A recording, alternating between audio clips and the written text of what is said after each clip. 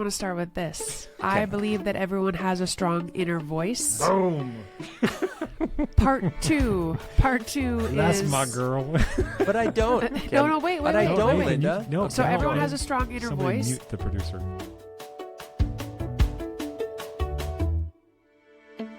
You're listening to the Leadership Vision Podcast, our show helping you build positive team culture. Hello, everyone. My name is Nathan Freeburg, and today on the podcast, we are going to be exploring an idea from Brian and Linda's book, Unfolded. And we're going to be talking about self-compassion, finding your inner voice, and learning to be gentler with yourself. There is a link in the show notes if you would like to learn more about any of these things, as well as purchasing a copy of your book and learning more about what we do. All right, let's get into it. Brian and Linda, hello. Welcome back as we record this on the 1-year anniversary of Unfolded. Where's my book? Lessons in Transformation from an Origami Crane, which reached bestseller status. Oh, this is the original. This isn't the one with the new thing on the top of it. Do you have one of those? I don't. Really? But it reached bestseller status on a couple different lists that I don't have in front of me at the moment. Do you remember them off the top of your head? USA Today, Publishers Weekly, and Porchlight. And Porchlight. Congratulations again. There's a big chunk of this book that's about learning to speak kindly to yourself. Yes. And Laura, our colleague, we were kind of kicking around ideas for different podcast episodes, and she's like, well, this one's personal to me. Here's a way this book kind of hit me at this moment. And so I'm wondering if you could ask Brian and Linda about this. And I said, absolutely. So today we are going to talk about something that Owl says about being gentle when others speak to you, and like, how do you do that? And so I'm going to read just a small part of this quote, you know, the larger context. Owl says to OC, be gentle when others speak to you with doubt and judgment. Trust in small changes and the process of becoming more and more of who you are on the inside, your map. With kindness and love towards yourself, you will become free to fly. Where this kind of started, or the first question is, because I feel this too, but what happens if you don't have a strong inner voice? What happens if you can't be gentle to yourself? What happens if you can't trust in those small things? Like, how do you tune that out? I don't know where to go with this. Like, what would you say to somebody wrestling with this? All right, I want to start with this. I believe that everyone has a strong inner voice. Boom. Part two That's is... my girl.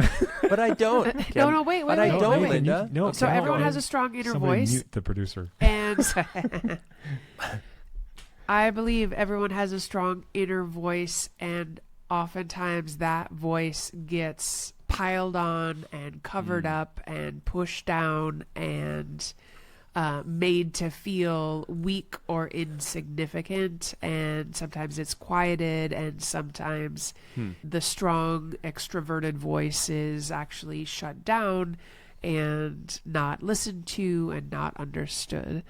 And the message around the strong inner voice, and I'll let Brian speak to this because he wrote some of this, but I was the one that was interpreting some of it.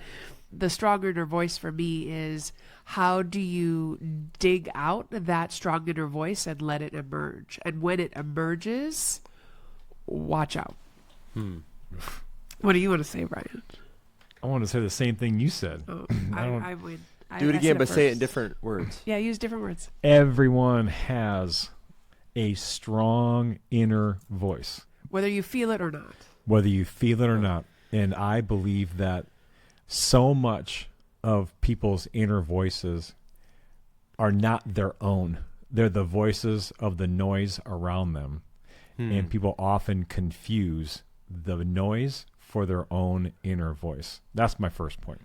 My second point is, I believe that when people struggle with their identity, when people struggle with self-acceptance, when people struggle with opinion or their intuition or their gut instinct, they're actually wrestling with their strong inner voice that's speaking against other messages and other influences that are happening around them. I do feel that this image of your strong inner voice is almost in continuous dialogue with the world around us. I do believe that people make conscious choices on which voices they want to be familiar with, which voices they listen to, and which voices that they want to then repeat for themselves. I could be going too long in my answer. I believe our strong inner voice is sometimes populated by the sounds and narratives and characters of other people and places and not our own. When we help the leaders and teams that we're working with become more emotionally healthy and mentally and professionally engaged, part of that work is having leaders pay attention to what that strong inner voice looks like and trying to discern and delineate between what are the voices of others that have been filled with judgment and criticism, what are the voices of others that have been too positive and too not grounded in reality, that aren't helpful in that, and what are the voices of the person that's actually true to them, and how do you meet that strong inner voice with kindness? So I think I have an above average inner voice, positive, strong, right? It's not the strongest. Oh, absolutely, Nathan. It's not yes. whatever, but I just Above average. No, yeah, Nathan, Seriously, that's give such yourself a... some credit. Come on. But yeah. But I guess what I'm saying is that there's plenty of times though where I don't feel like that, and I know talking with other people that they're for a variety of reasons their inner voice is just beating them down.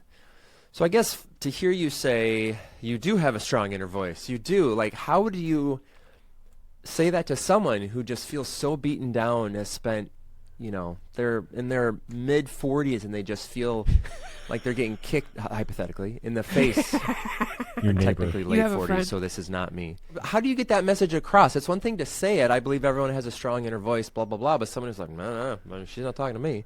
Where do you start? Where do you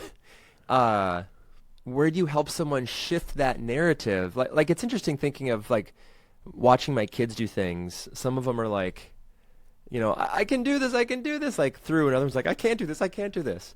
How do you begin to shift that narrative from I can do this even though it's hard and it sucks and it hurts, from, I can't do this, I quit, I'm out. Does that make sense? What's the first step in that process to being a person that says, I have a strong inner voice?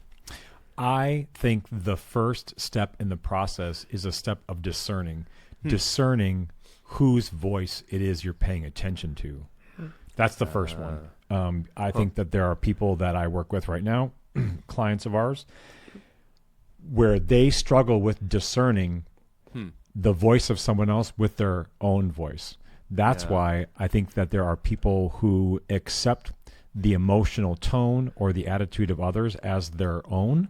And they spend more time wrestling with the message of the external voice than they do paying attention to probably the oppositional voice that their inner voice is saying.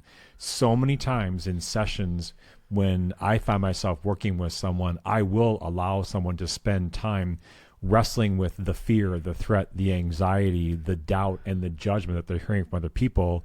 And then once they've said that out loud, then I will ask them, well, what do you think about that? Or what do you find yourself thinking or feeling when that's happening? Then I'm asking questions which are getting at their inner voice.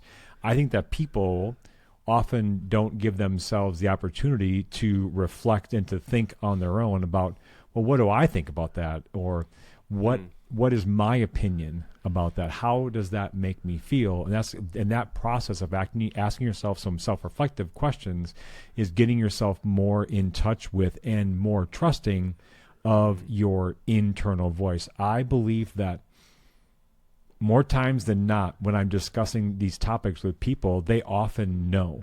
Their inner voice knows what's right for them. They may know the right decision. They may even know that, oh, this is difficult. It's going to really suck.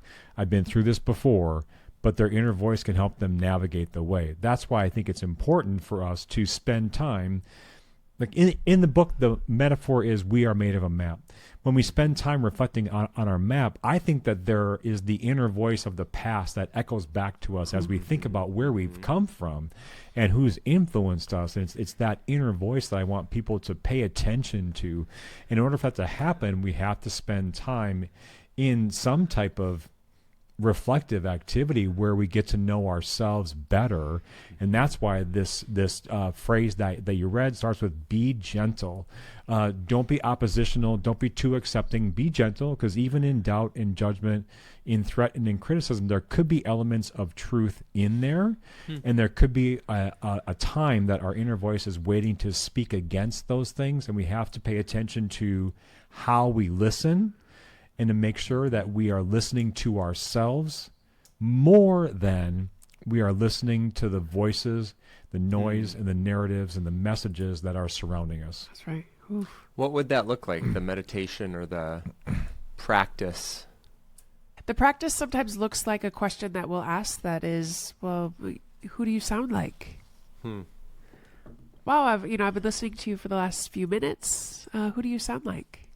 And it isn't, I'm not coming after them. I'm inviting them to reflect. And sometimes they'll say, oh, yeah, wow, I sound a lot like my mom.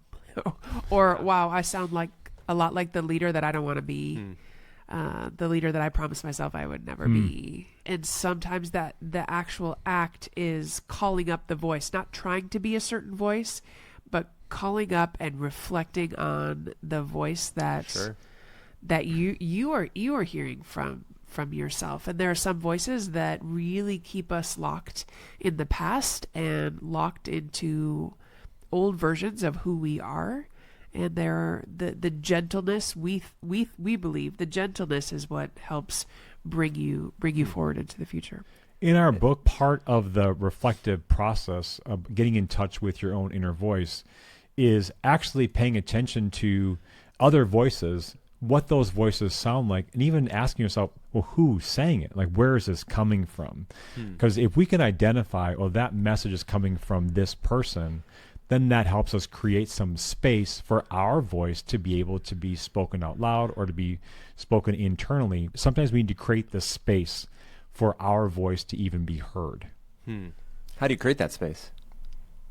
Pause. Okay. Pay attention. And work with someone. Yep. Yeah. Find someone that can offer you some space and reflect back with you and to you. Pause. What am I hearing? Where's it coming from? And who's saying it? What impact does it have on me? That's really important.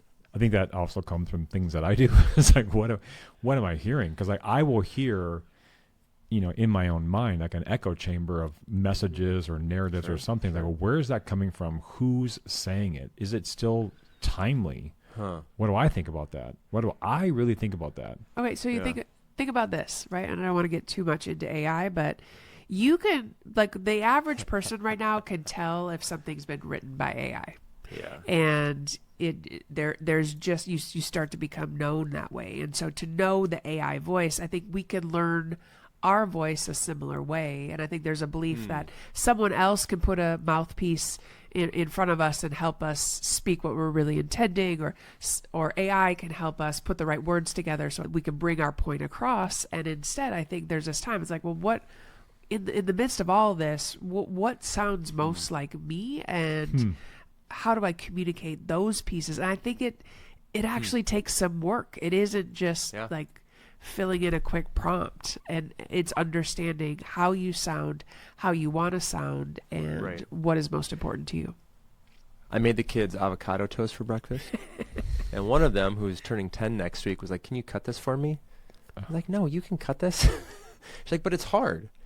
And that led to this conversation about just because something is hard doesn't mean we don't do it. And every time you do something that's hard, it gets a little bit easier and a little bit easier. And I think this is similar to the cutting of avocado toast, is that when you have this voice, whatever that is, if you can confront it or wrestle it with it or just kind of lean into that, perhaps next time it gets a little bit less difficult or a little bit less harsh or whatever it is. And I think, I don't know, maybe that's just an acknowledgement or encouragement for our listeners to kind of lean into some of those things. And as both of you said, pause, take a moment, reflect back on maybe a situation or a setting or whatever. But sometimes just even carving out the space to do that, though, is like, we'll do it later. And then later turns into 25 years later, and we've never dealt with those things. Or never, yeah. Any final thoughts on this one? I don't want to belabor this, but I do think it's important because as so many of us are, trying to grow, trying to be kinder to ourselves, whatever, sometimes we can just get hung up on the little things. Remember that you have a strong inner voice and be gentle as it emerges and begins to speak perhaps what the world needs right now. Ooh, that's good. That's good. Thank you, Linda. And thank you, listeners, for listening to the Leadership Vision podcast, our show helping you build positive team culture. If you'd like to learn more about what we do, you can click the link in the show notes or visit us on the web at leadershipvisionconsulting.com. If you have not yet picked up your copy of Unfolded, Lessons in Transformation from an Origami Crane, you can get yours wherever good books are sold. There's also a link in the show notes. My name is Nathan Freeburg. I'm Linda Schubring. And I am Brian Schubring. And on behalf of our entire team, Thanks for listening.